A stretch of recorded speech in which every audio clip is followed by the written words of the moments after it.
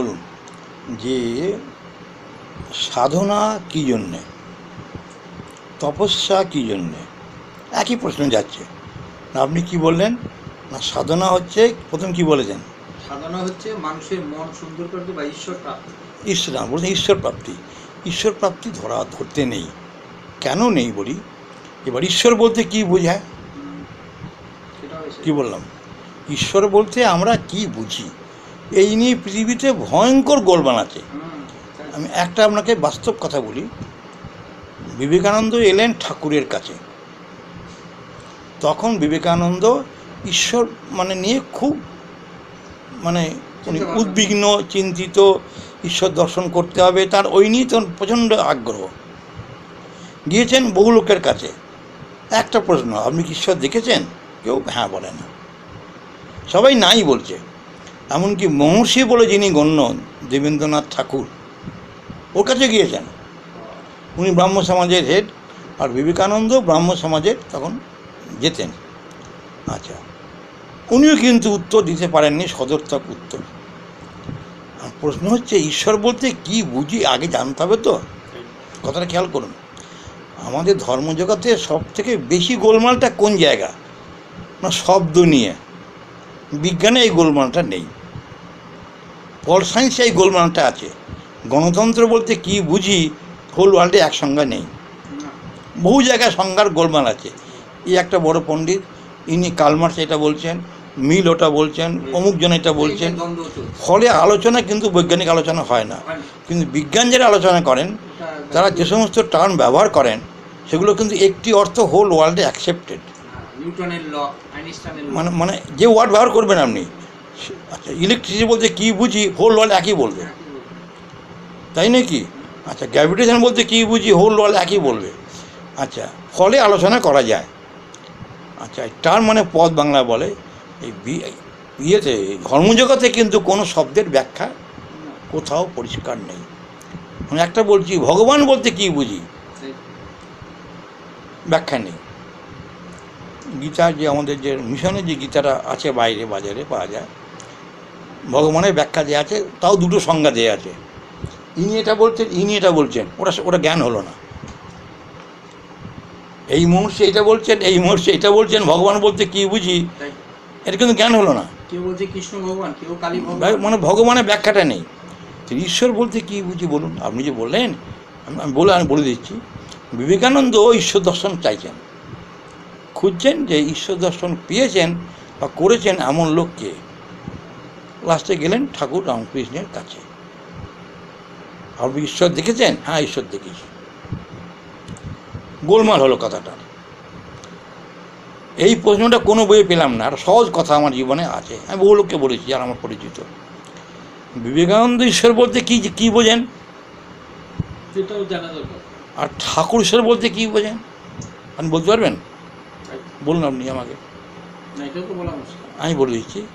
বিবেকানন্দ, আমি পরশু দিন ইংরেজি পড়াচ্ছিলাম, যে বিবেকানন্দ সম্বন্ধে পড়াচ্ছিলাম। বিবেকানন্দ একটা প্যারাগ্রাফ, যে হি হ্যাড গ্রেট কিউরিসিটি, আচ্ছা তার বড় কৌতূহল ছিল, আচ্ছা অ্যাবাউট গড অ্যান্ড রিলিজিয়ান। এখন এই গডটা কিন্তু যে বড় হাতের হবে। আপনাকে বলি, গড দু রকম হয়, একটা যে ছোটো হাতের, একটা যে বড় হাতের। যে বড় হাতের হবে সেটা হচ্ছে অ্যাবসলিউট গড, যাকে বলা হয়, অমনিপোটেন্ট, অমনিসিয়েন্ট, কি তাঁর সারা বিশ্বে তিনি এক, অদ্বিতীয়, তাঁর উপরে কেউ নেই, সকল শক্তির মূল তিনি। আচ্ছা, তাকে ঈশ্বর বলা হচ্ছে, গড যে বড় হাতের। আর এই যে দেব দেবী, মা কালী, মাতারা ভারতবর্ষে বলতে 33 কোটি দেবতা আছেন, এরা কিন্তু small gods and goddesses. Vivekananda god বলতে বুঝেছেন অ্যাবসলিউট গড। এটা আপনাকে বলি, কি বললাম বলুন? উনি অ্যাবসলিউট গড কি ধরেছেন। আর ঠাকুর কি ধরেছেন বলুন? মা কালী ঈশ্বর। ঠাকুর বলতেন, ঠাকুর মা কালীকে দেখেছেন। এই কথা বেরোবানো কোনো বই লেখা থাকলো না যে বিবেকানন্দ যে ঠাকুর ঈশ্বর দেখেননি, কিন্তু ঠাকুর অ্যাবসলিউট গড দেখেননি। কি বললাম? দেখেননি। সারা জীবন মিথ্যে বলে গেল বেলুড় মঠ। ঠাকুর মা কালীকে দেখেছেন। এটা পাওয়া যাবে, একটা আপনাকে বই নাম বলে দিচ্ছি, ভারতের সাধক আছে, বাজারেই পাওয়া যায়, আমার কাছেও আছে। ভারতের সাধক, হ্যাঁ। ওর মধ্যে নাঙ্গা বাবা একজন আছেন জীবনী। না, হ্যাঁ, তার মধ্যে নাঙ্গাবাকে বলেছিল যে ঠাকুর কি ঈশ্বর দেখেছিল? না, ঠাকুর তো মা কালীর ভক্ত। ঠাকুর মা কালীকে ঈশ্বর বলে মনে করেছেন। মনে করছি। মা কালী ঈশ্বর কি বলুন? আপনি কি বলছেন? না, ঈশ্বর নন। তা আপনি যে বললেন সাধনার লক্ষ্য হচ্ছে ঈশ্বর দর্শন, কোন ঈশ্বর দর্শন? মা কালী দর্শন, না মা তারা দর্শন, না মা দুর্গা দর্শন, নাকি শিব দর্শন, নাকি মহাদেব দর্শন, না কৃষ্ণ দর্শন, না গণেশ দর্শন, নাকি অ্যাবসলিউট গড দর্শন? অ্যাবসলিউট গড দর্শন। আচ্ছা, এটা আপনার বক্তব্য, ওরা ধরতে নেই। এটা আমি আপনাকে বলেছিলাম, খাতা লেখা আছে, আপনি খেয়াল নেই। অ্যাবসলিউট গড যাকে বলা হচ্ছে, অ্যাবসলিউট গড, এক, অদ্বিতীয়, তাকে সাধনা করে পাওয়া যায় না। কি বললাম বলুন? সাধনা দ্বারা পাওয়া যাবে না, এটা সুপ্রিম গড। সাধনা মানে হচ্ছে কি, এমন কিছু কাজ যার দ্বারা আমি একটা লক্ষ্যে পৌঁছব।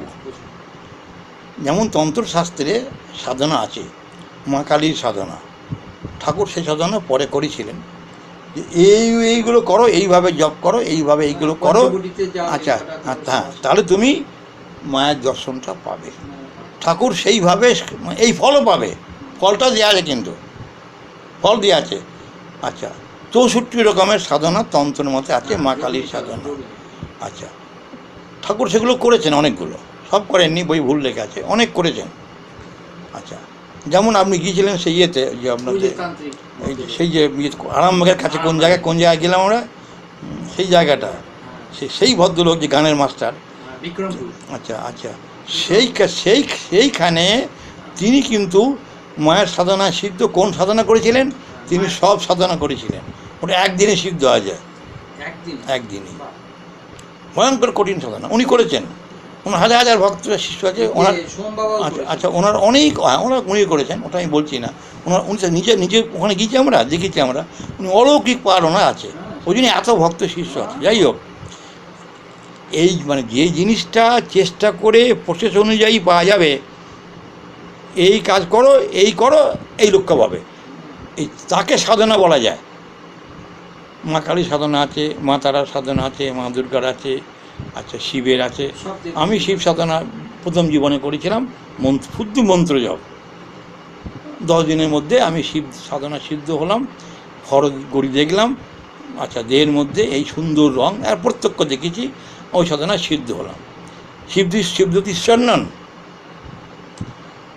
আমার ঈশ্বর দর্শন কিন্তু হয়নি, শিব দর্শন হয়েছে, হরগৌরী দর্শন হয়েছে, কথাটা খেয়াল করুন। এই যে আমার সাধনার লক্ষ্য ঈশ্বর দর্শন, এটা বলতে নেই, কারণ ঈশ্বর সাধনার দ্বারা পাওয়া যায় না।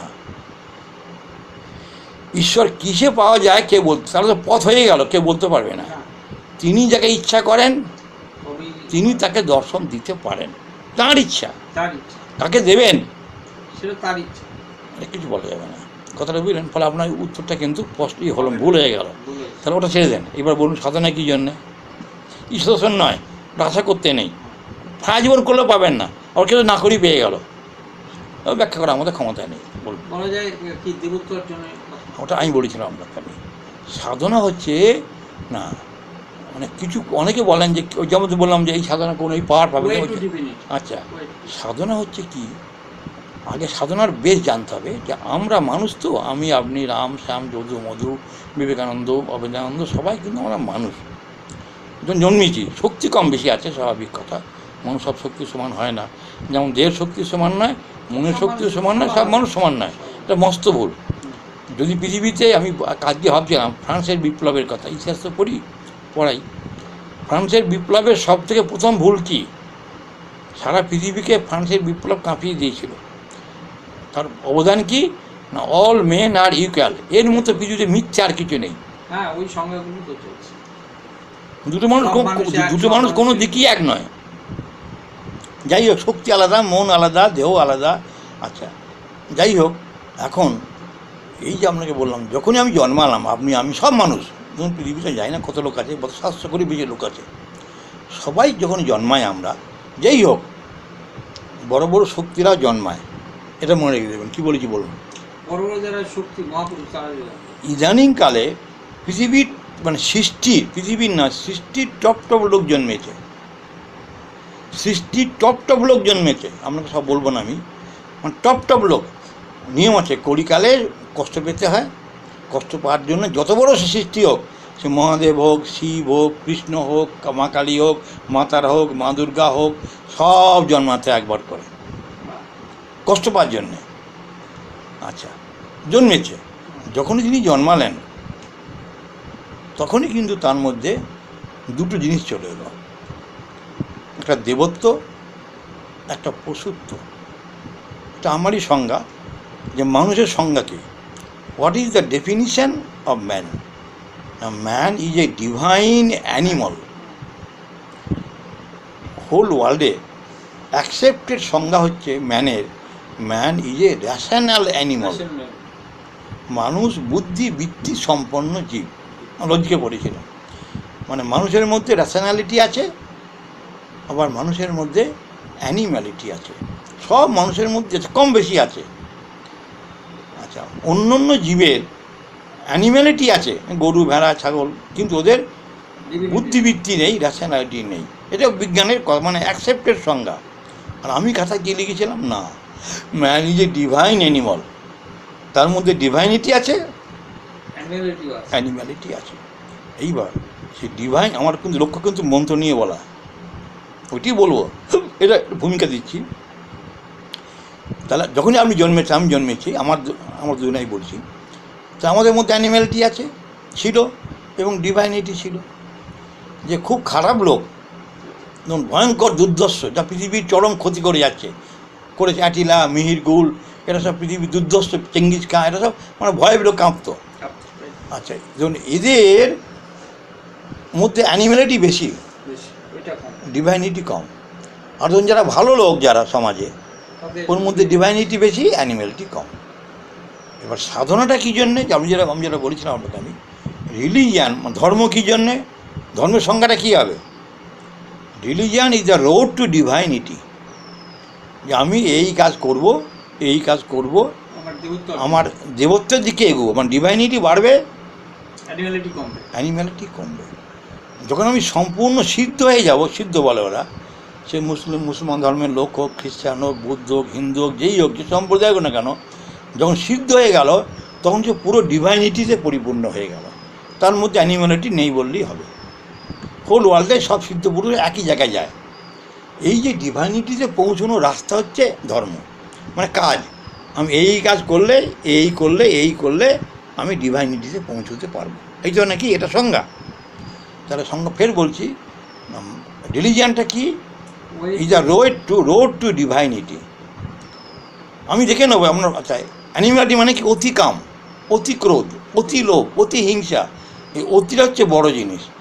আচ্ছা, আর ডিভাইনিটির লক্ষণ কিছু আছে, দয়া, মায়া, প্রীতি, কর্তব্যজ্ঞান, আচ্ছা, ভালোবাসা, সর্বজীবে দয়া, এগুলো হচ্ছে ডিভাইনিটির লক্ষণ। আমি এখন দেখতে পাচ্ছি যে অল ইন্ডিয়াতে, আমাদের নবদ্বীপে ধরুন, আগে থেকে উইদিন 40 ইয়ার্স এত মন্দির বেড়েছে এবং এত ভক্ত বেড়েছে, কল্পনা করা যাবে না। কিন্তু ডিভাইনিটি সম্পন্ন লোক, মানে ডিভাইনিটি বেড়েছে এমন আমি কি নবদ্বীপে কেউ বলছে না। কোনো লোক বললো না যে নবদ্বীপে দেবত্ব বেড়েছে। আগে ভালো কাজের লোক পাওয়া যেত, ভালো কাজের লোক পাওয়া যায় না, রান্নার লোক ভালো পাওয়া যায় না, ভালো গোয়ালা দুষ্কর, ভালো মাস্টারমশাই পাওয়া দুষ্কর, সব ব্যবসাদার দাম ইচ্ছে বলে দেবে। আচ্ছা, তার মানে কি ডিভাইনিটি মানে বাড়ছে নবদ্বীপ না, অল ইন্ডিয়াতে। যে ভারতবর্ষ ধর্মের দেশ, ভারতবর্ষ গত কম করে বলছি, এটা হিস্ট্রিতে লিখেছে, আমাদের আরও অন্য বলি, 6000 বছর ধরে ভারতবর্ষ যেটা ধর্ম নিয়ে চলেছে। হিন্দু সভ্যতা যুগে ভারতবর্ষে ধর্ম ছিল। যখন আজকে ধরুন 6000 বছর আগে হিন্দু সভ্যতার যুগে, তখনও ধর্ম ছিল ভারতবর্ষে, বৈদিক যুগেও ছিল, তার পরবর্তী যুগেও ছিল। আচ্ছা, এখনও আছে, মানে লক্ষ লক্ষ লোক ধর্ম আচরণ করে, কিন্তু ডিভাইনিটি কিন্তু বাড়ছে, ভারতবর্ষে বাড়েনি। ইন্টেলেকচুয়াল সাইডটা বেড়েছে, ইকোনমিক ডেভেলপমেন্ট হয়েছে, তাই নাকি? কিন্তু ডিভাইনিটি কিন্তু ভারতবর্ষে বেড়েছে, কে বলতে পারবে না? ভারতবর্ষে না, হোল ওয়ার্ল্ডে একই অবস্থা। তার মানে কি ডিভাইনিটি বাড়ছে না, ধর্ম হচ্ছে না। এইবার প্রশ্ন হচ্ছে যে ডিভাইনিটি কী করে বাড়বে?